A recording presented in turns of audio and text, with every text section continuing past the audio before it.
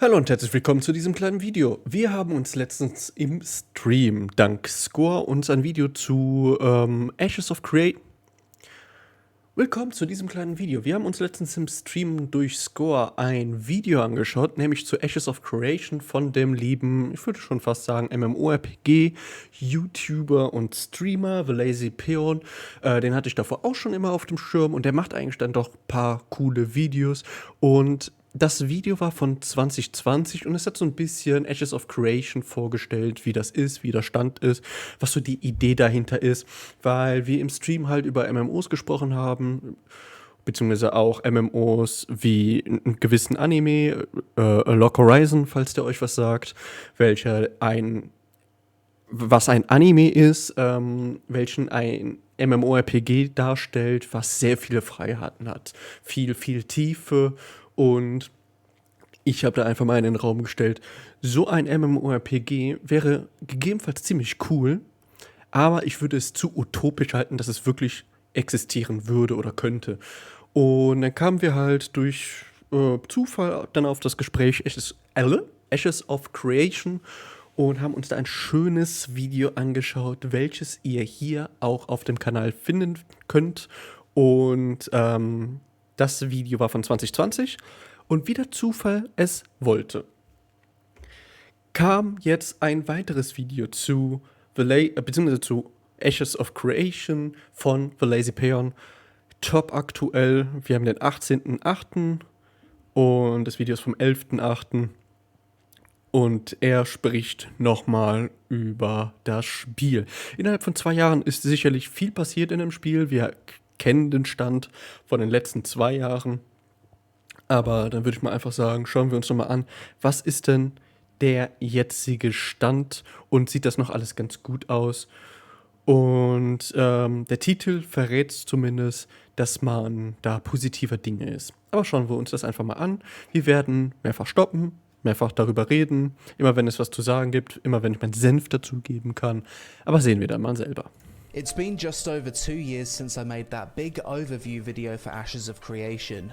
2.6 million views, the hype train's still rolling, and 2 years worth of development updates later, I decided to make an updated version of that video. So grab a cup of tea, sit back and relax whilst I explain to you why Ashes of Creation is still, by far, the most exciting upcoming MMORPG. This video has no sponsor and took a solid 40 hours of writing, recording and editing.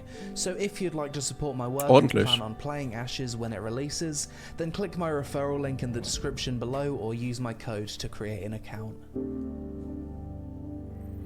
Ashes of Creation is the biggest upcoming Western MMORPG in terms of scope, hoping to provide fans of PvP, PvE and roleplay content an ever-changing virtual world in which the progression of each server is completely different and dependent on the actions of the player base.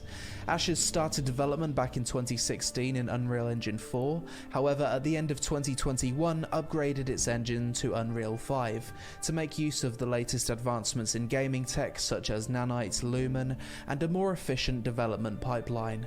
In terms of funding, the game was successfully kickstarted in 2017, however Ich will mal ganz kurz anmerken, wie unfassbar geil ich es finde, wie sich die ganzen Kreaturen auch wirklich verändern.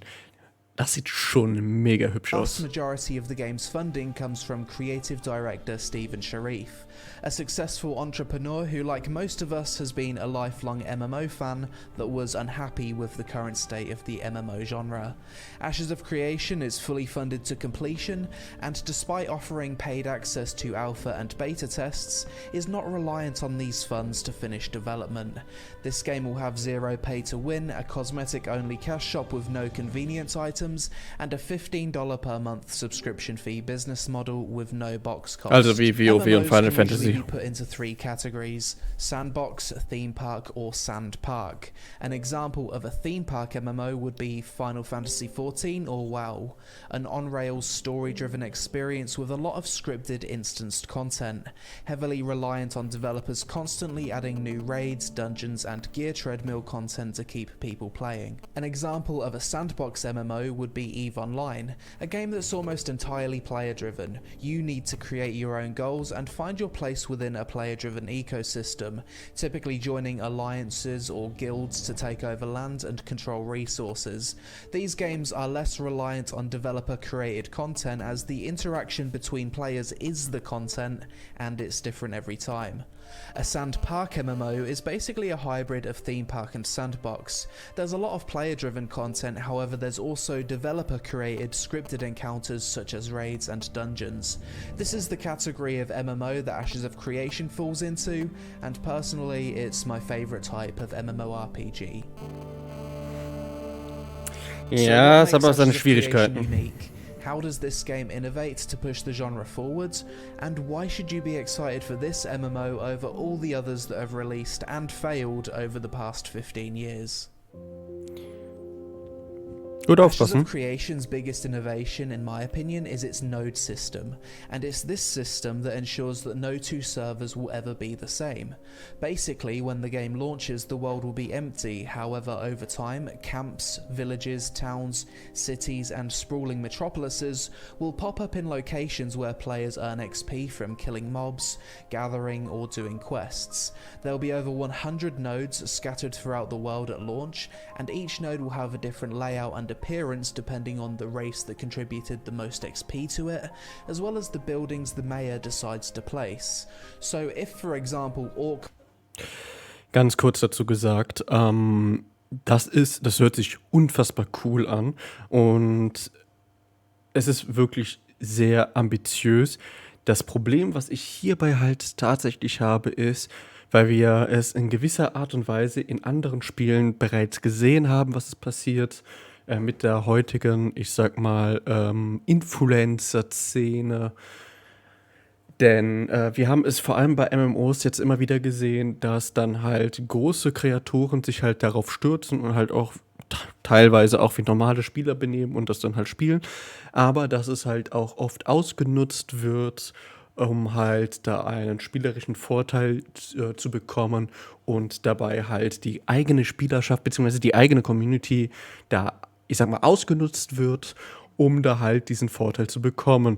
Für mich ist da ein sehr beliebtes Beispiel zum Beispiel Esmengold, der halt in diversen Spielen halt immer seine Community dazu holt und dann sich halt bereichern lässt, damit er da als, ich sag mal, Spieler besser darstellt. Jetzt ist es natürlich jetzt die große Frage, macht er das einfach nur haha, weil funny? Oder ob er sich dann wirklich dann dahin stellt, ich habe das ganze Zeug schon, ich bin gut. Ich gehe tatsächlich eher vom Ersterem aus, not gonna lie. Aber bei einem Spiel wie Ashes of Creation mit diesem speziellen Node-System habe ich halt Angst, dass dann, um halt bei diesem Beispiel dann halt zu bleiben, Esmengold, dass er sich da einen Node schnappt, seine Community da mit drauf lässt, sich Gold holt, die alle Leute für sich arbeiten lässt und dann halt in dieser Welt, wo man wirklich seinen Fußabdruck hinterlassen kann, dass er da halt seinen Fußabdruck überall hinterlassen wird, einfach weil er halt eine so große Community hat, dass er halt als Einzelperson halt nichts machen muss und dennoch das alles erreichen kann. Ne? Der wird da einen Vorteil haben, den sogar mittelgroße bis große Gilden wahrscheinlich nicht schaffen werden, weil wenn wir von, ich sag mal, normalen Gilden ausgehen, also Spielergilden ohne Streamer, YouTuber, whatsoever, wie viele sind dann in solchen Gilden? Wenn ich jetzt von WoW-Gilden ausgehen würde, dann ist eine große Gilde so 100 aktive Leute, 200 aktive Leute, vielleicht sogar mehr, wenn wir jetzt nicht einfach von einer Massengilde sprechen. Und Esmengold hat, glaube ich, eine Zuschauerschaft von über 100.000 Average Viewer mittlerweile. Zumindest bei großen Sachen. Ich denke mal, wenn Ashes of Creation losgehen würde und er sich drauf schmeißen würde, würde er die 100.000 super locker knacken. Wovon dann auch sehr, sehr viele selber spielen werden. Und da wird auf jeden Fall mehr als genug Macht dahinter stecken, als nötig, um halt eben diese ganzen Sachen zu beanspruchen. Das haben wir auch schon im letzten Video im Stream besprochen. Da wurde das Argument auch halt gefällt, beziehungsweise gebracht, dass es zwar theoretisch alles möglich ist, aber weil Ashes of Creation, das wird wahrscheinlich im Video später weiter nochmal erwähnt, noch weiter ausgeführt, dass das alles so viel Zeit auch noch zusätzlich braucht, dass Beispiel Esmergold, zwar eventuell, ich sag mal, Holz, Ressourcen, Gold, whatsoever, was man halt so braucht, zwar eventuell alles hat, aber nicht auf eine lange Sicht. Das ist natürlich dann so ein Thema, wird dann die Community auf lange Sicht halt dann nicht mehr delivern können, sodass ein Esmergold es nicht schaffen wird. Fraglich. Ich bin da ein bisschen skeptisch. Aber ich denke, das wird man einfach live sehen müssen, wenn es dann mal zum Release kommt und dann halt die Leute sich drauf stürmen werden. Ist auch die Frage, wie relevant wird das sein, weil wenn es viele verschiedene Server gibt, wie zum Beispiel bei einem WoW, dann ist es eventuell ein Thema, was kaum der Rede wert sein wird, weil dann ist zum Beispiel bei einem Esmergold, und nicht jeder hat so viele WoW Esmergold, ist es ein Server, der dann halt corrupted ist. Und alle anderen Server werden dann halt großteilig frei sein, ne? Und man wird ganz normal spielen können. Deswegen warten wir mal ab, wie es wird. Aber das ist halt dieses Grundskepsis, die ich habe, weil dieses Ausnutzen von Spielerschaften, das hat man in den letzten 2 Jahren immer wieder gesehen. Lost Ark haben sich Streamer viel Gold-Items und so geben lassen, um sich dann halt auszustarten und halt so einen Power-Start zu haben. Bei New World war das, da gab es auch solche Nodes und die Leute konnten dann halt diese Gebiete für sich beanspruchen, Gebäude für sich kaufen und bauen und halt so ein bisschen das Geschehen lenken.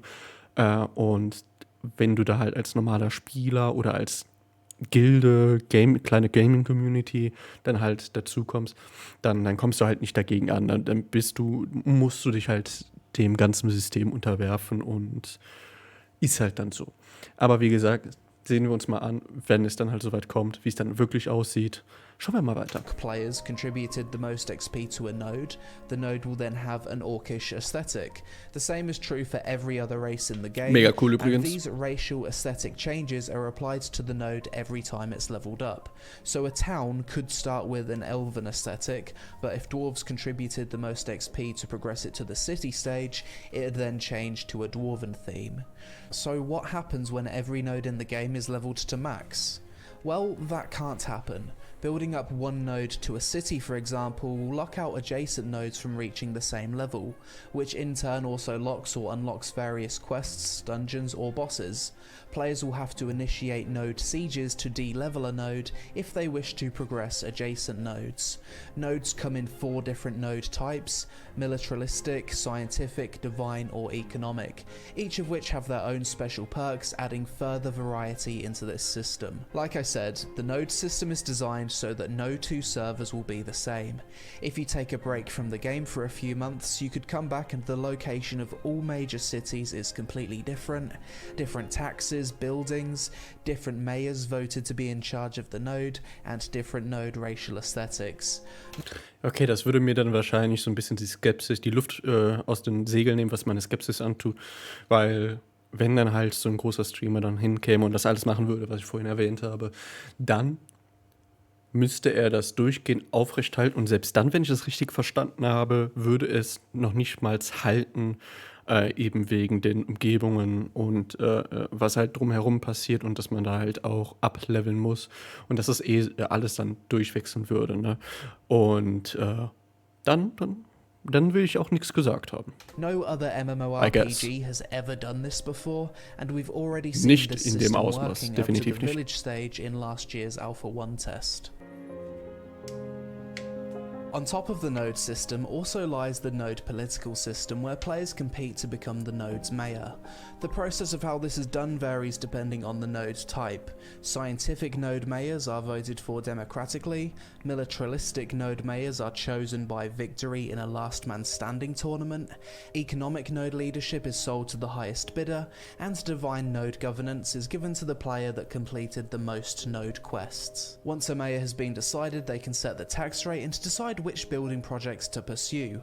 The only way to remove a mayor is by destroying the node via the node siege mechanic. Bad mayors will exist, yes, they will cause drama, and this is all by design, as any virtual world has good guys and bad guys. Some nodes will naturally die out and de-level due to an inactive mayor, others will need to be taken out by force, some mayors might tax their citizens so hard that everyone leaves and there's no money for upkeep. This is all in. Das ist halt, was ich gerade mir gedacht habe. Was ist, wenn da jemand ist und ist ein absolutes Arschloch? So, haha, aus irgendeinem Grund bin ich jetzt Number One. Ich bin ein absoluter Tyrann. Es ist schon ein bisschen cool, dass man das machen kann, ne? Auch wenn es die derzeitigen Spielerschaften wahrscheinlich sehr verärgern wird. Dass sie dann sagen so, I'm out. Mach du deine 20% Steuersätzen. Ist mir egal. I'm out. Ich gehe. Die andere Stadt hat nur 7%. Und er ist nett, kein Arschloch. Setz dich nicht an den Pranger. Und dass dann, wenn wirklich dann jeder gehen würde, dass dann der Bürgermeister halt da sitzt in einer absoluten Geisterstadt. Nur mit sich und wahrscheinlich den NPCs. Und dass es dann halt da ist, so, yo, ich kann das als Solo-Spieler nicht halten. Ich kann das weder verteidigen, wenn dann es zu diesen Siege, zu diesen Belagerungen dann kommt. Und wenn dann halt so etwas wie die Kosten sind, kann er nicht solo abdecken. Er hat nicht die Ressourcen dafür. Das wäre unfassbar geil. Intended with the design principle of actions having consequences. The final thing worth mentioning about nodes is the citizenship and player housing systems tied to it. Once a node reaches village stage or higher, player housing then becomes available. There's 3 types of player housing. Real space in node housing, real space freeholds, which are basically plots of land within the node's zone of influence, and instanced node apartments. Players who have invested into any of these types of player housing can then register to become citizens of the node, which brings with it various benefits listed on screen. You can only become a citizen of one node at a time per account, so this is an important decision designed to make players want to invest in and defend their node. Nodes are not owned by guilds, and the more people that register for citizenship at a single node, the more expensive it becomes for future citizens to join. You will lose citizenship if your node is destroyed in a node siege. In addition, you will also lose your player housing and a portion of the resources stored in your node's warehouse. So it's really in your best interests to defend and invest in the node that you're a citizen of. Das ist tatsächlich super, super cool. Also zuerst, es gibt 3 Arten von Player Housing. 2 sind mehr oder weniger, ich sag mal, instanzierte. Und 1 ist wirklich, dass du so ein Anwesen hast, was dann wirklich ein Gebäude, eine, ich sag mal, Grafschaft, ein Stück Land in der Welt ist, die andere Spieler auch sehen können, was dir dann gehört. Und du kannst halt immer, du musst dich halt an eine dieser Nodes halt binden. Und das ist cool, weil wenn du dich früh für eine Node einsetzt, hast du halt natürlich diese Benefits, dass du halt schon lange dabei bist, hast einen günstigen Einstieg und alles drum und dran. Aber desto mehr du investierst und du bist, sagen wir mal, du bist ein aktiver Spieler, investierst immer weiter in deine Sachen, auch bei dieser Node, dass du gleichzeitig halt auch in die ganze Node allgemein investierst. Und dass es dann nicht so ist, sollen die doch die Stadt angreifen, ist mir doch egal, sondern quasi den Spieler dazu zwingen, jo, ich sollte eventuell auch der Stadt helfen, der Stadt, der Node, zu der ich gehöre, weil ansonsten verliere ich alles. Mein Haus, also du verlierst wirklich deine Heimat und bist dann quasi ein Kriegsflüchtling, wenn du das so nennen möchtest. Was er jetzt nicht erwähnt hatte, was er aber im anderen Video erwähnt hatte, wenn du alles verlierst und dann halt dein Haus eingerichtet hast und alles drum und dran und denkst, dann musst du halt nicht mal so, ach Gott, nein, jetzt wieder alles neu, die Gegenstände platzieren, das ist absolut kein Bock. Du kriegst das quasi wie ein Template gespeichert, so dass, wenn du alles verloren hast, gehst zur nächsten Node, baust dich da wieder auf und dann sagst, okay, bumm, so sah mein Gebäude davor aus, so will ich es wieder haben, so soll meine Einrichtung sein und bla, ne. Deswegen, super coole Idee, um den Spieler halt sesshaft zu machen. Du machst den Spieler damit sesshaft und das ist mega cool. Das wäre auch cool für Spieler wie mich, ich bin zum Beispiel mehr ein PvE-Spieler. Aber wenn dann so eine Siege kommt, dass ich dann auch sagen würde, okay, dieses eine Mal, man greift zu den Waffen, geht in dieses PvP-Szenario und ach, mega, mega cool. Also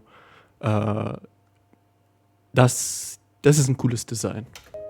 Another completely unique thing Ashes of Creation is bringing to the MMO genre that has never been done before is its season technology. This was recently shown off and working in a dev livestream, but basically every 1 or 2 weeks, certain biomes will change seasons from spring, summer, autumn or winter. Wenn das Ressourcen auch ändert, wie zum Beispiel es gibt Nahrung und kannst die anpflanzen, wie halt ganz normale Felder, ne? Also Karotten, Kartoffeln, all den ganzen Shit, was so aus dem Boden nachher sprießt. Dass du das halt in den richtigen Seasons auch machen musst und dann es zum Beispiel im Winter nicht mehr machen kannst, weil der Boden zugefroren ist. Das wäre auch cool. In doing so, the appearance of monsters might change, there will be buffs or debuffs to your character, dungeon entrances or mountain passes might become frozen over or inaccessible, some gatherable resources might become unavailable during certain seasons, which might have an Was ist denn jetzt passiert? Ich glaube, mein Internet ist futsch, deswegen machen wir hier einen kleinen Cut. So, das Internet ist wieder da und wir fangen weiter mit dem Video an. Let's go. unavailable during certain seasons, which might have an economic impact. Okay, das schon. Weil da das Video hops gegangen ist. Dann machen wir es einfach so. Sollte schneller gehen. It's been just over So. Let's go. Ein Troll. resources might become unavailable during certain seasons, which might have an economic impact, and there'll also be different weather effects depending on the season. This, coupled with the ever-changing node system, gives Ashes of Creation the potential to be the MMORPG that has the most interesting, immersive and evolving world Es we've würde seen sich out of unfassbar any lebendig MMO to anfühlen. date.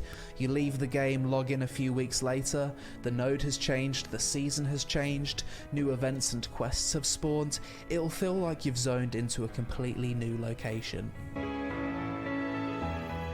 On the PvE side of things, something I find especially interesting with Ashes of Creation is how content such as dungeons and raids will have adaptive difficulty based on the performance of the party against previous bosses. So let's say your group absolutely steamrolls the first boss in a dungeon or raid. The next boss will then scale to be more difficult, unlocking additional mechanics and as a result drop better loot. In addition, node development also has a big impact on PvE difficulty and content availability too. The higher the node level, the higher the level of mobs in the surrounding area. Perhaps there's a dungeon with 5 bosses inside, however the 4th and 5th boss rooms only become accessible once the node has developed to city or metropolis stage. Additional mechanics and higher loot potential could also be locked behind the leveling of nodes. Obviously this will take a lot of balancing, but I like the direction they're going in when it comes to PvE difficulty. Es hat ein großes Problem. Also per se ist es wieder cooles Design, aber genau dieses Scaling ist, was mir Sorgen bereitet. Weil schauen wir uns die 2 relevanten MMORPGs an, die halt ein PvE-System haben mit Dungeon und Raids. Da haben wir natürlich Final Fantasy und World of Warcraft.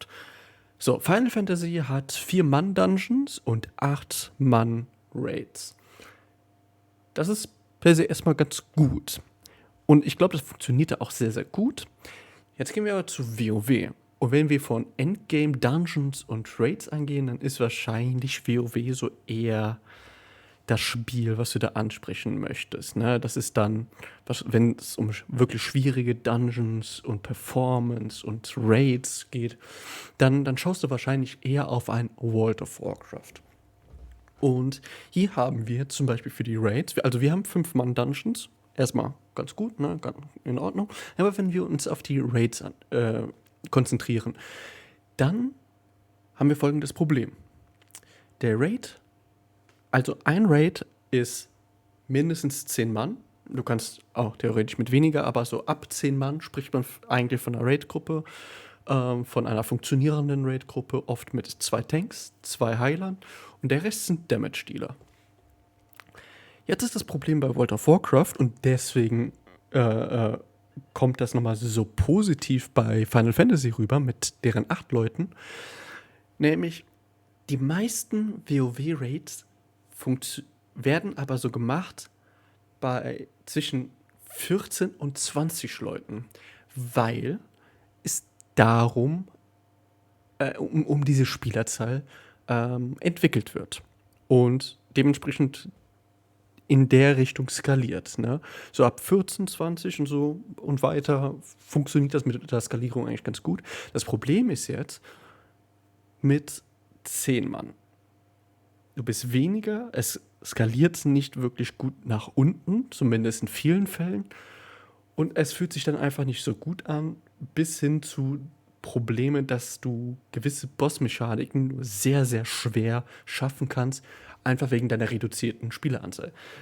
Sagen wir, es kommt die ganze Zeit 2 Bälle alle 20 Sekunden und die werden in den Raid geschossen. Immer jeweils eine Person muss das aufsammeln und die kriegen einen Debuff, was die für x Sekunden dann nicht wieder einen Ball aufsammeln können.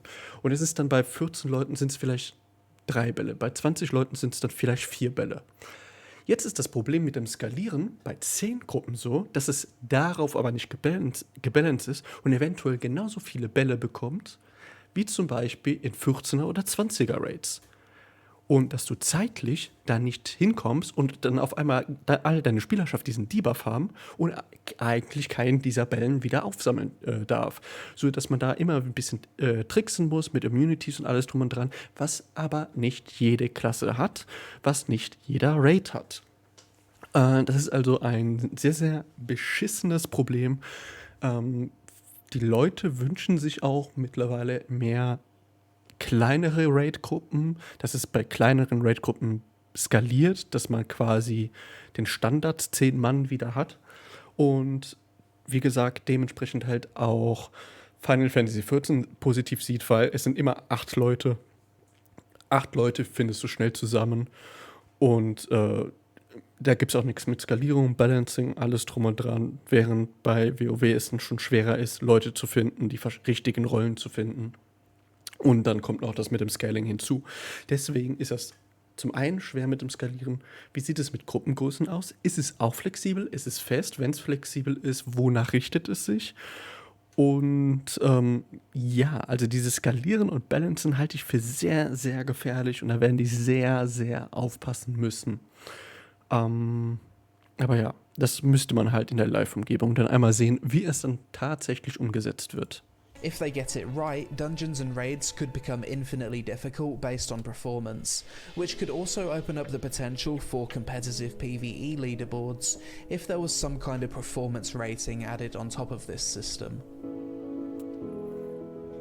Although Ashes of Creation won't be the first MMO to introduce a caravan system, shout out to Silk Road Online, it's certainly not a common thing we've seen in any of the other top MMOs in recent years. I think the last MMO to have something like this was Arcade. Storage in Ashes of Creation is not global. Warehouses where you store your items will be local to each node, and gatherable resources for crafting will be more or less plentiful based on biome or region. This means that players will be able to take advantage of localized economies by transporting goods from one region to another based on supply and demand. This is done through the caravan system. Let's say you're a citizen of a node located in the desert biome. People need a lot of wood for crafting, but it's hard to come by in the desert. You travel to the forest, spend a few hours collecting or buying wood from other players, then you want to transport it back to the desert to sell on for profit or use yourself. You can go to the storage at the forest node and spawn a personal caravan to then transport those goods. In doing so, the area around the caravan will become a moving open world PvP zone, in which players can choose to either attack or defend the caravan. There's incentives for either side. This is a risk versus reward system in which you could potentially lose your stuff if your caravan is successfully raided. The whole existence of the caravan system also opens up the possibility for players to become mercenaries and sell protection services to players wanting to transport their goods for coin, which is also pretty cool. Ja, das hat natürlich auch wieder einige Schwierigkeiten, ne? Was ist dann wieder mit großen Content-Creatoren, wenn zum Beispiel eine kleine Gilde Ressourcen, da irgendwie, sagen wir mal 10 Mann, 10 bis 15 Mann, da irgendwie was transportieren wollen und dann kommt irgendwie Streamer XY mit irgendwie mindestens 50 weiteren Spielern. Ja, Arschlecken, ne? Und ich finde, das ist in dem Fall dann kein Grund zu sagen, so, ja, hättest du Söldner angeheuert, dann wäre das ja alles nicht passiert. Ich denke, das ist ein Ausmaß, ein Fall, der zwar hingenommen wird, gehe ich sehr stark davon aus, aber der halt nicht keine normale Spielentwicklung ist. Also wie sich das Spiel an sich entwickelt und wie das Gameplay funktionieren sollte. Nur ganz kurz mit dem PvP, ich weiß nicht, ob er es in diesem Video nochmal anspricht, deswegen sage ich es jetzt nochmal. Es gibt ein PvP-System, ja, du wirst hier gezwungen, PvP zu machen, ja. Aber es hat immer noch 3 verschiedene Stati. Status 1 ist halt, du bist kein Killer, machst nichts und hältst dich vom PvP fern. Dann gibt es halt den Status, dass du halt PvP spielst und auch für PvP offen bist. Und es gibt halt so eine Art ruchlosen PvP-Status. Den bekommst du zum Beispiel, da gibt es mehrere Diagramme, wie das genau funktioniert. Aber ganz grob gesagt, wenn zum Beispiel einer von dieser offen für PvP die ganze Zeit jemand gankt oder Leute angreift, die kein Interesse an PvP haben, dann wechselt sein Status in diesen ruchlosen PvP-Status. Und dann gibt es verschiedene Mali, so dass so wahrscheinlich die Entwickler, der Spieler davon abgehalten wird, eben diese Spieler anzugreifen und die dann auch in Ruhe zu lassen. Ne? Ist natürlich die Frage, wie funktioniert es dann bei Town Sieges, wie funktioniert es dann bei diesem Karawanensystem? Müsste man dann halt mal sehen, ne? Monster coin events are a multiplayer horde defense activity that can take place at nodes. These events must be triggered by something significant happening in the surrounding area, such as node advancement, Dreht sich halt als die Nodes. or constructing a certain building in the node. During a monster coin event, players must choose to either attack or defend. Attackers can use monster coins to transform into a monster and attack key objectives in the node, whilst defenders must defend against the attacking horde of monsters.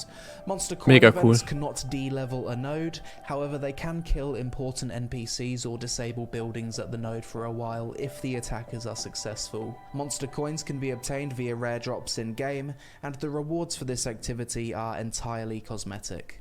Oh, okay. Tatsächlich gibt es ein Spiel, was etwas in dieser Richtung hatte, zumindest eins, was ich kenne, Herr der Ringe Online. Es hatte auch einen Monster-Modus, ich weiß nicht, also so Release zumindest, als das Spiel auch eine Sub-4 hatte. Ich weiß nicht, wie weit das weiterentwickelt worden ist und auch weiter genutzt worden ist, aber zumindest hatte es das. Aber seitdem habe ich davon auch nie wieder was gehört. Also was so ein Spielsystem angeht mit Monster Coin, Monster Play, whatsoever. Ich finde es aber sehr, sehr cool. The final point I want to make when it comes to what makes Ashes of Creation so unique is the sheer scope of the game. When you combine all the features and innovations this game will have, it's surely going to be the biggest fantasy MMO ever made to date. 9 different playable races, both with male and female options, 480 square kilometer world size at launch, fully open world game where you can go from one side of the map to the other, no loading screen. Ich weiß, ich reagiere gerade langsam.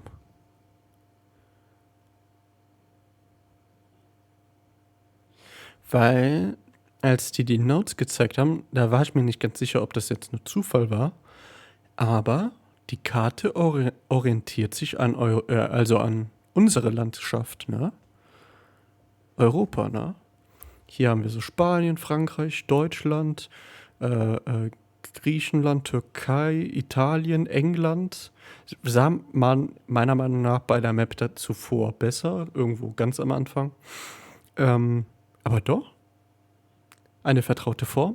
Launch, fully open world game where you can go from one side of the map to the other, no loading screens, dungeons, raids, world bosses, open world PvP with a criminal system, caravan PvP, castle sieges, node sieges, arenas, duels, guild wars, crafting and artisan system, monster coin events, political system, citizenship, player run shops, taverns with parlor games, top tier character customization, transmog cosmetic collection, das sah awesome 64 4 different class combinations, 3 forms of player housing, both open world and instanced, achievements, leaderboards, gathering, questing, hybrid combat system, player-driven economy with localized storage, pets, massive guild system with guild halls, both land and water mounts, and 18 different biomes in the world.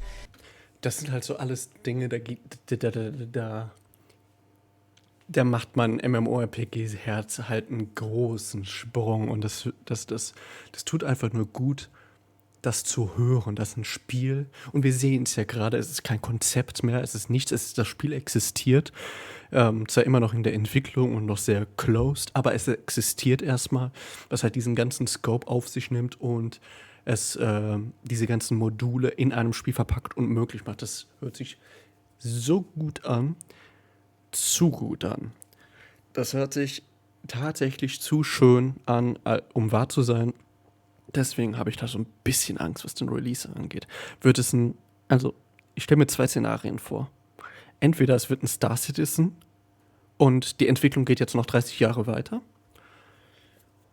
Oder es wird released und dann ist dann eventuell sogar alles drin im Spiel, diese ganzen Module. Aber dann ist so, ja, nee, du. Und das Spiel ist in 2-3 Monaten auf dem Niveau von New World. Every week or two the season changes, which makes zones feel completely different, and if all of that wasn't enough, something I often forget is that the game will have an entire arcade-style naval system where you can sail across the ocean on massive ships and partake in naval PvP Mega and awesome. naval trade routes.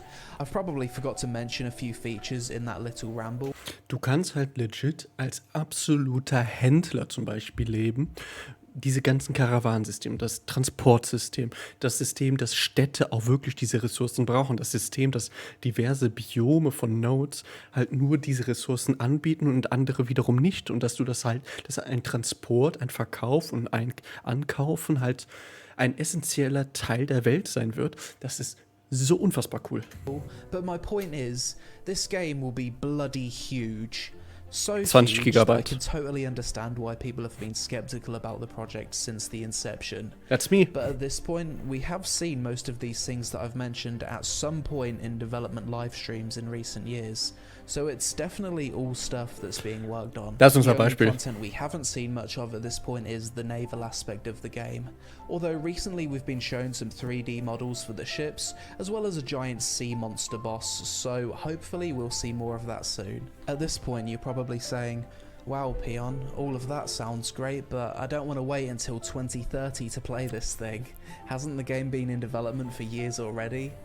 Yes, it has. But unfortunately, my MMO hungry friends, this is a genre where games take a long ass time to make. ESO, Lost Ark and Arcade, for example, all took over 7 years of development until launch. Final Fantasy XIV was in development for 9 years before A Realm Reborn released. Right now, Ashes of Creation is about 5.5 years into development, and with it being a particularly ambitious project, I still think we've got a while to wait. That being said, since moving to Unreal Engine 5, their development speed seems to have gone through the roof, with significant progress shown every live stream, so maybe it's closer than we think. So far, I've only explained the unique aspects of Ashes of Creation, the things it's doing to push the genre forward, but the game also has a lot of other features that you're likely familiar with from other MMOs. So next I'm going to break down everything the game has into the following categories. Wir sind noch nicht mal bei der Hälfte. Mein Energy ist gleich durch. Aber es ist so großartig. Es ist nicht nur ein potenziell großartiges Spiel, es ist ein großartiges Video. Deswegen, eventuell muss ich dann später mal kurz zum Kühlschrank. PvE-Content, PvP-Content, Roleplay-Content, the world, professions, class and combat system. As this is such a colossal game with so many different aspects to it, it's impossible for me to talk about every feature in depth and answer every question you might have. Thankfully, there's a fantastic resource already available called the Ashes of Creation Wiki that's constantly being updated and has thousands of pages worth of information. Any specific questions you might have, check the wiki and there's a 99% chance you'll get an answer. Shout out to Lex, who's been keeping this up to date over the years. The PvE content in Ashes looks a little bit like this. Content is tailored for group sizes of 40, 16 and 8 player groups. The maximum size of a party is 8 players. Dungeons are designed for these 8 player parties. 20% of dungeon and raid content is instanced, whilst 80% are open world. Raids and dungeons are designed for group sizes of either 16 or 40 players, and raids and dungeons both use the adaptive difficulty system that I spoke about earlier in this video. Ashes of Creation will have many world bosses designed to be contested by large groups of players and guilds. These world bosses will have a chance to drop legendary equipment and a tiny chance to drop eggs that can hatch into non-permanent limited time flying mounts. Due to how they're designed, world bosses are also likely to attract open world PvP with multiple guilds fighting for the glory of the boss kill and loot. Monster coin events are another PvEVP event that I spoke about previously. These horde defense style events are likely to spawn following the leveling of a node or a world boss being killed. Quests are another form of PvE content, and they come in multiple forms: events, tasks, narrative quests, daily quests, epic and legendary quests, racial quests, class quests and caravan quests. Jumping puzzles will also be another fun aspect of PvE in Ashes of Creation. Finde ich mega. You'll encounter them whilst questing and exploring dungeons. Tatsächlich hat es, ich glaube, WoW bekommt es jetzt erst mit dem Add-on so langsam. Es gab es immer so Quests, beziehungsweise Weltquests nennen sich die in WoW, die gingen in diese Richtung, aber so wirklich Jumping-Puzzles und alles drum und dran. Das kenne ich jetzt ehrlich gesagt nur von Guild Wars, Final Fantasy und das war's, glaube ich. There was already a few of these present in the game during the Alpha 1 test in 2021. Next, PvP content, and yes, there's a lot of it. First, let's discuss the open world PvP flagging system, otherwise referred to as the corruption system. Ja, in most cases, if killed by another player, the only things dropped upon death are gatherable and crafting materials. There's 3 states a player can be in: green, non-combatant, purple, combatant, and red, corrupted. Each player starts out as green unless they attack or fight back with another player, at which point they'll turn purple. Green non-combatant players who don't want to engage in PvP are still incentivized to at least run away or fight back, as being killed as a green player will result in dropping gatherable and crafting mats at twice the rate of if they'd have died whilst purple, aka fighting back. Purple indicates a state of consensual PvP. You're actually rewarded by dropping less gatherable mats on death if you die in this state. If a purple player kills a green player, then they become red, corrupted. Corrupted players are criminals and will face increasing penalties the more green players they kill, such as dampening and even dropping their gear upon death. If you're a green, pure PvE player, you'd have to make someone pretty mad whilst gathering for them to want to turn red on you. If you haven't got any droppable crafting or gathering mats, there's absolutely no benefit for someone to flag and kill you. Das ist halt etwa, wenn ich das aus WoW-Perspektive und mit meinen Charakteren sehe, ich würde, vor allem wenn ich viel spielen würde, und ich hätte eine gute Ausrüstung, gute Waffen, ich würde nichts tun. Also ich kann mir nicht vorstellen, dass jemand dann sagen würde, ich riskiere jetzt meine komplette Ausrüstung im Zweifel, um einen zu töten, der nicht PvP machen möchte. Das kann ich mir nicht vorstellen, und ich denke auch jeden, den ich in MMORPGs kennengelernt habe, würde so etwas nie machen. Nie, never. Also corrupted zu sein stelle ich mir als sehr, sehr wirklich dumm vor. Deswegen kann ich mir vorstellen, dass es echt Leute abhalten wird, da irgendwie Leute die ganze Zeit zu töten, die überhaupt kein PvP spielen wollen. So don't worry about people standing outside of nodes just spawn killing PvE players. Most of the time it won't be worth it. If that is something you're worried about though, a bounty hunter system will also exist where bounty hunters can hunt down corrupted players for rewards. The bounty hunter! Node sieges and castle sieges. These are two different things. A node siege is where players band together to destroy a node, resetting its level to allow adjacent nodes to progress to higher stages. The higher the level of the node, the more work is required to fulfill the prerequisites to declare the siege. Any player can declare a node siege, and once declared, a countdown begins, giving players anywhere between 2 to 5 days notice, depending on the level of the node, to prepare for the impending battle. Players cannot transport goods from their warehouse during this time, and many services in the node will also be disabled until the outcome of the siege is decided. Castle sieges are massive, large-scale 250 vs 250 player battles for guilds that occur once per month. There will be a total of 5 castles in the world. Castle sieges will have multiple objectives for both attackers and defenders, and might also include raid bosses that attackers can slay for certain buffs. These battles will include siege weapons such as catapults, trebuchets, cannons and ballistas, and there will be a great deal of prestige and rewards for guilds that manage to own one of the 5 castles in the world. Guilds Per se mag ich das ja super gerne. In Elder Scrolls Online mochte ich es mit Tamriel. Nur da hat die Performance dir halt zum einen einen Strich durch die Rechnung gemacht und zudem während des Zeitpunkts, als ich gespielt habe, also wirklich Release, keine Chance, wenn du gewisse Klassen gespielt hast. Ne? Also als Melee hattest du so gut wie immer verloren, wenn da irgendwie ein Bogenschütze auf der Mauer stand. Also es war schon heftig. Ansonsten kenne ich es aus World of Warcraft, Wrath of the Lich King. Kommt ja auch jetzt die Classic-Variante wieder. Da gab es ein Gebiet namens 1000 Winter, wo es halt auch eine Angreiferfraktion gab und eine Verteidigungsfraktion, die auch Mauern und dann auf den Türmen halt Geschützen hatten, um halt die Invasoren abzuhalten, während halt die Angreifer selber mit den verschiedensten Belagerungsmaschinen ankamen. Also fand ich sowieso super, super cool. Deswegen könnte potenziell dann etwas sein, was mich dann auch wieder mitreißen wird, obwohl ich eigentlich kein so großer PvP-Spieler mehr bin. can declare war on each other via the guild war system. Once a war has been declared, players in those guilds can kill each other without penalties. Guild wars will have victory and surrender conditions, with guild war objectives spawning during the server's prime time.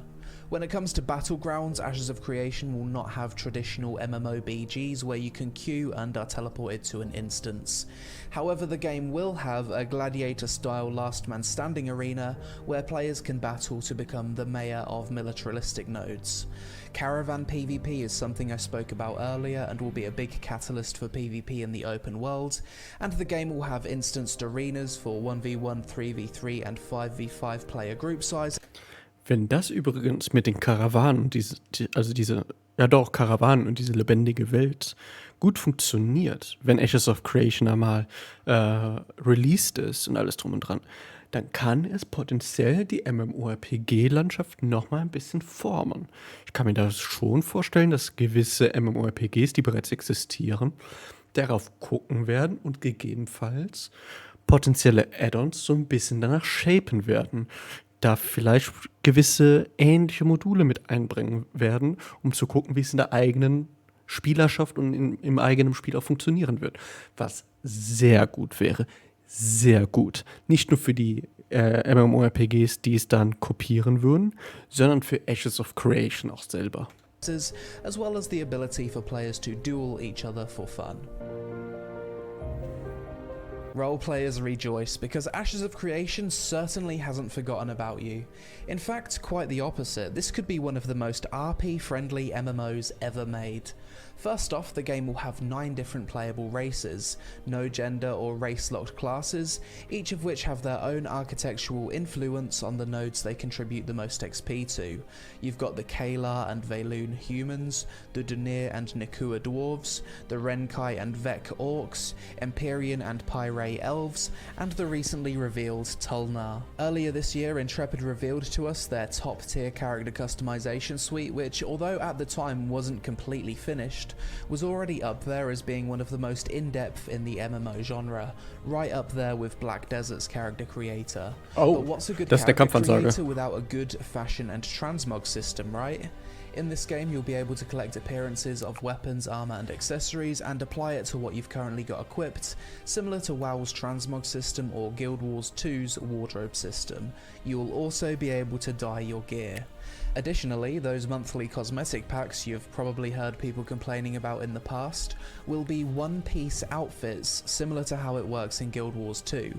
You won't be able to mix and match armor components from these full costumes, meaning the most unique transmog combinations won't be something you can just buy from the cosmetic shop. We've already touched on player housing earlier in this video, but to reiterate, they come in 3 types. Instance departments within nodes that anyone can gain access to for citizenship, real space in-node housing that level up with the node, and real space freeholds, which are set size plots of land located within a node's area of influence. You'll be able to decorate your player housing with furniture, craft and process materials at your freehold, and obviously throw kinky ERP parties in your house with other players, which, let's be honest, is 90% of the reason why people RP in MMOs. Situated inside nodes or freeholds, taverns are buildings that act as a social hub for players to relax, roleplay, buy consumables, play music, gain rested XP by renting a room, or partake in parlour games together. It's also possible that proximity voice chat will be enabled inside of taverns, or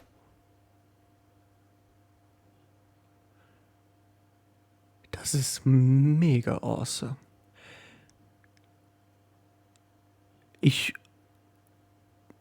Jetzt mal doof, also was ich richtig lustig finden würde, wäre, wenn man das auch, also wir haben gesehen, dass es auch nach hinten losgehen kann in New World, aber eventuell, wenn man sich mit seiner Gilde einen Spaß erlaubt, so, ja, lass mal in den Dungeon gehen und dann nur mit Proximity Voice,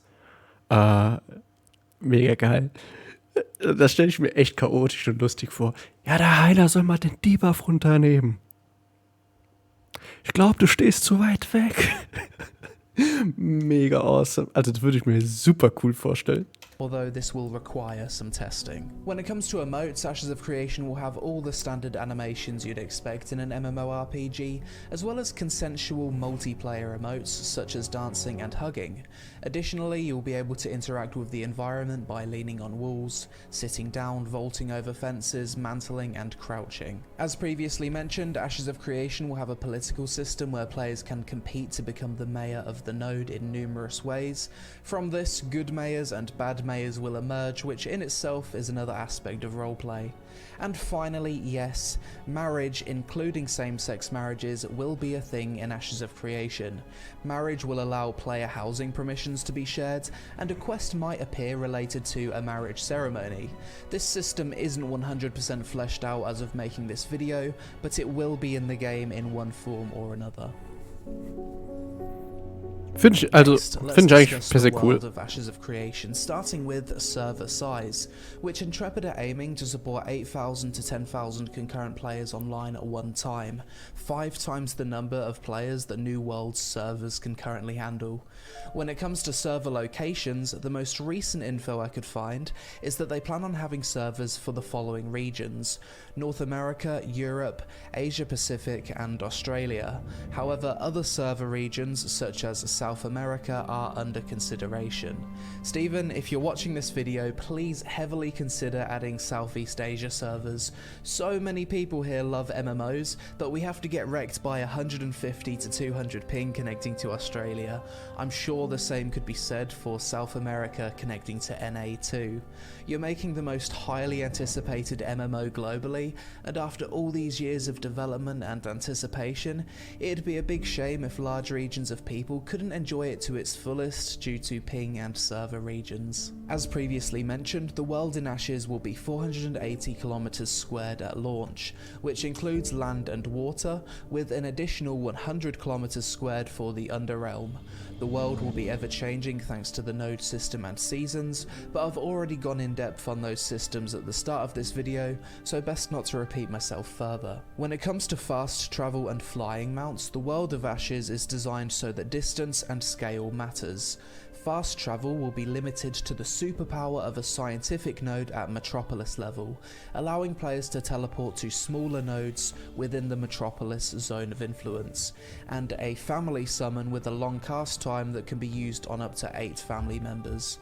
Flying mounts will be extremely rare and limited in duration, with them being obtained via legendary drop eggs from world bosses, or obtainable to mayors of Metropolis nodes, as well as guild leaders owning one of the 5 castles in-game. Out of 10,000 players per server, there's likely to only be between 10 and 15 players who have access to flying mounts at a time. This game isn't designed around flying.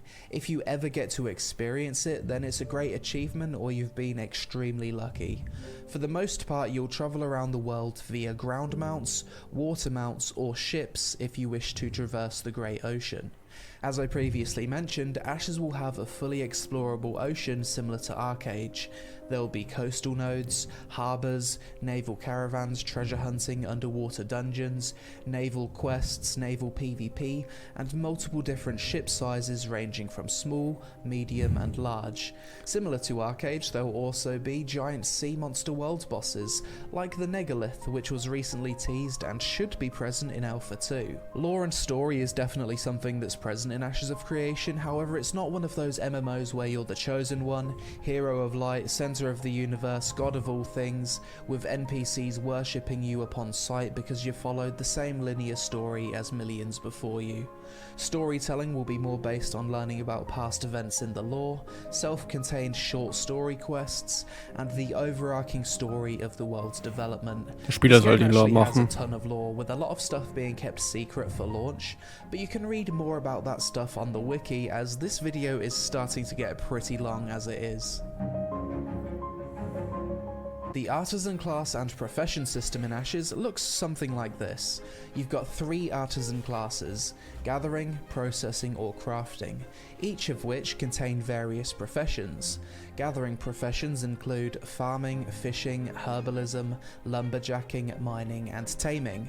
Processing professions include animal husbandry and smelting, and crafting professions include alchemy, armorsmithing, blacksmithing, caravan building, carpentry, cooking, jewel crafting, scribes, shipbuilding, siege weapons and weaponsmithing. A character may only master up to a maximum of 2 professions within one Artisan class. So let's say you choose to be a gatherer. You could max out mining and lumberjacking, but you could not max out mining and alchemy. If you're a crafter, you could choose to max out cooking and jewel crafting, but you could not max out cooking and smelting. To get around this limitation, you may use alts or join guilds and work together to fulfill your crafting needs. The most unique profession in Ashes of Creation has to be animal husbandry, in which you can breed different animals together to create weird and wonderful hybrid mounts, like this wonderful half griffin, half butterfly raccoon monstrosity. Finally, let's discuss what for many people is the most important thing about Ashes of Creation: the combat and class system. Ashes of Creation will have a hybrid combat system similar to Guild Wars 2. In previous videos I couldn't really show you what this combat would look like, but recently they've made substantial progress and shown off some basic melee weapon attacks, and boy does it look a hell of a lot better than the combat the game had in past tests. As this system is in the middle of a full redesign and we haven't even had the chance to see a lot of the redesigned abilities yet, I'm not going to talk too in depth on it, but basically when it's done, expect Guild Wars 2 combat but better. Some abilities need to be targeted whilst others are AoE telegraph and frontal cone attacks. You'll be able to dodge, blink and iframe depending on your class. A lot of effort is going into audio-visual feedback, and as you can see by the damage numbers, they're going with something that looks very vanilla WoW, which I personally love. Keep an eye out for more updates on this system over the next few months, but so far the new design direction is looking very good. When it comes to classes, Ashes of Creation is using a similar system to Arcade, but instead of a possible 220 classes, there's 64 different possible class combos in Ashes. The way this works is you've got 8 primary classes: Bard, Cleric, Fighter, Mage, Ranger, Rogue, Summoner and Tank. You can then choose a secondary class out of the same 8 options to determine your overall class. If your primary class is Fighter and your second class is also Fighter, you'd be a Weapon Master, for example. Mage primary, Summoner secondary would be Warlock. Summoner primary, Mage secondary would be Spellmancer. You get the idea. When it comes to leveling, the level cap at launch will be level 50, and it's intended to take roughly 45 days of playing 4 to 6 hours per day to reach max level. At each level you'll receive various rewards, from skill points to new quest unlocks and other stuff to make leveling feel rewarding. Sehen wir mal. If you've made it this far, congratulations, you've just been absolutely battered with information, and my brain is starting to shut down from the sheer amount of research and writing that's gone into this video. It's been 5 years since my first Ashes of Creation vid back in 2017, and the footage of the game back then compared to now is completely unrecognisable. Intrepid Studios has grown to a team size of over 150 developers, attracting some of the best MMO talent from North America, and since the upgrade to Unreal Engine 5, they've been absolutely pumping out substantial progress with every dev live stream. Some might say that I shouldn't hype this game so much, and it's still just a pipe dream, but honestly I think there's nothing wrong with getting excited for a new MMO, especially in a genre that's been so full of disappointment for so many years. The excitement, anticipation and speculation of a new MMO is almost as fun as playing it at this point, but hey, maybe you could say I'm high on copium. Auf jeden Fall. Wobei, ich muss ja zugeben, was MMORPGs angeht, da haben wir scheinbar eine sehr gute Zukunft momentan vor uns. Ne? Final Fantasy XIV läuft momentan super gut, soweit ich weiß. Guild Wars 2 soll auch relativ gut laufen. World of Warcraft hatte ein paar Rückschläge, aber das kommende Add-on und dann die ganze Sache mit Classic lässt die Leute wieder aufleben. Es sieht momentan sehr gut aus, dass es ein sehr gutes WoW-Add-on werden könnte. Und wenn dann so etwas wie Ashes of Creation rauskommt, dann haben wir ein MMORPG-Wunderland, wo man sich klonen müsste, um das wahrscheinlich alles zeitgleich zu erleben.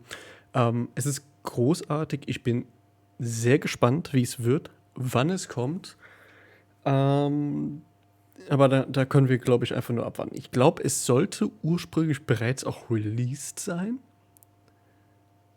Aber da wurde ja nichts. Ich gehe mal davon aus, dass es realistisch sein könnte, dass es innerhalb der nächsten 2 Jahren released wird. Und wenn nicht, ja gut, das sieht dann erstmal nicht so schön aus. Und ich denke mal, dann werde ich auch erstmal mit meiner Befürchtung weitergehen, dass es eine Art Star Citizen wird. Aber so ist es dann nun mal. Ich wünsche mir wirklich, dass dieses Spiel fertig entwickelt wird, dass die Spieler es annehmen, es mögen und Spaß dran haben werden und dass die Entwickler da halt dementsprechend weiterentwickeln wird, sodass man halt viel Abwechslung in der MMORPG-Szene hat. Und ja, ich denke, wir sind fertig mit dem Video von TheLazyPeon. Schaut auf jeden Fall bei seinem Video mal vorbei. Lasst ein Abo und einen Kommentar bei ihm vorbei. Lasst einfach einen Kommentar. Komm, dieses YouTube-Content, macht das mal bei dem. Aber nicht nur bei ihm, macht das auch bitte bei mir. Ihr könnt gerne bei mir ein Abo da lassen, ein Like da lassen. Das würde mir sehr viel bedeuten. Ihr könnt in den Kommentaren gerne schreiben, was ihr bislang von dem Spiel haltet. Denkt ihr, sieht gut aus und könnte was werden und wird wahrscheinlich auch etwas. Seid ihr hyped? Oder denkt ihr eventuell so, ja, nee. Gibt es Punkte, vielleicht habt ihr ja auch so ein Mischmasch-Gefühl, dass ihr sagt so, ja, das finde ich cool. Aber dieses eine System, dieses eine Modul, ich weiß ja nicht, ob mir das Spaß machen würde. Und ja, ich würde mal sagen, das war's mit diesem Video. Schaut bei den anderen Kanälen vorbei und ansonsten bis dann. Bye bye, euer Rockley. Ciao.